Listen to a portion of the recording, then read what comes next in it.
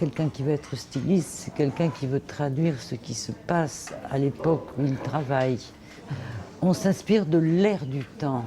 L'air du temps, ça peut être aussi bien la rue qu'une exposition, ça peut être une personnalité, ça peut être un événement.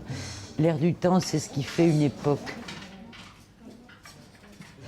On a été très, très flattés, honorés et excités par la proposition du musée d'Orsay de nous faire participer à cette exposition sur l'impressionnisme. Les peintres impressionnistes, c'était des hommes qui aimaient les femmes, qui les regardaient, qui s'en sont servis énormément comme support de leur recherche. Et obligatoirement, la mode a toujours été très importante. Qui dit impressionniste dit couleur, dit impression. Mais qui dit époque impressionniste dit aussi non-couleur. Parce qu'il y a les robes de la rue qui sont foncées, noires. C'est une époque noire. Il y a les robes de campagne qui sont claires.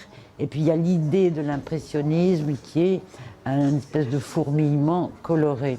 Donc je vais vous montrer, si vous voulez bien, quelques aspects visuels de ce travail. Donc, je peux vous montrer ce côté papillotant du poids, mais soutenu par une couleur très violente.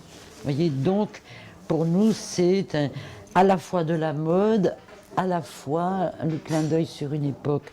Alors ça, je vous le montre comme ça, parce qu'il faut bien un effet de surprise.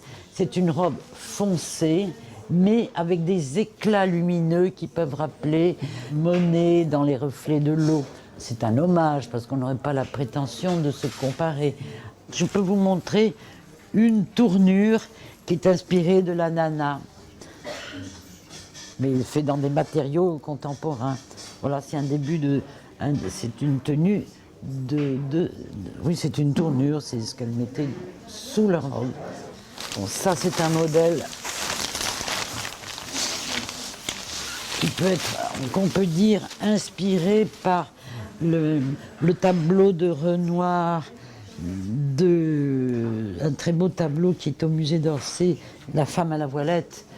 C'est une interprétation. Vous voyez, donc, ce vêtement qui est à la fois comme une tournure, comme un châle sur un manteau et avec un carreau, mais fait dans d'autres proportions, d'autres matériaux.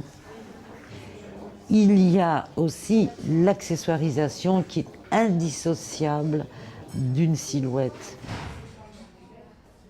On a mis l'accent sur ce qui donne une unité à un défilé, c'est-à-dire au visage, à l'interprétation des coiffures et des chapeaux, qui ne sont ni coiffures ni chapeaux, mais un volume qui rappelle les grands cheveux tressés de cette époque. Et on a fait une allusion à l'impressionnisme et à certains éclairages de certaines peintures, en particulier de Renoir, en mettant une espèce d'ombre sur le visage sous forme de demi-masque qui correspond à des reflets de lumière. Alors, je ne l'ai pas appelé collection de mode, je ne l'ai pas appelé collection impressionniste, je l'ai appelé à propos de l'impressionnisme.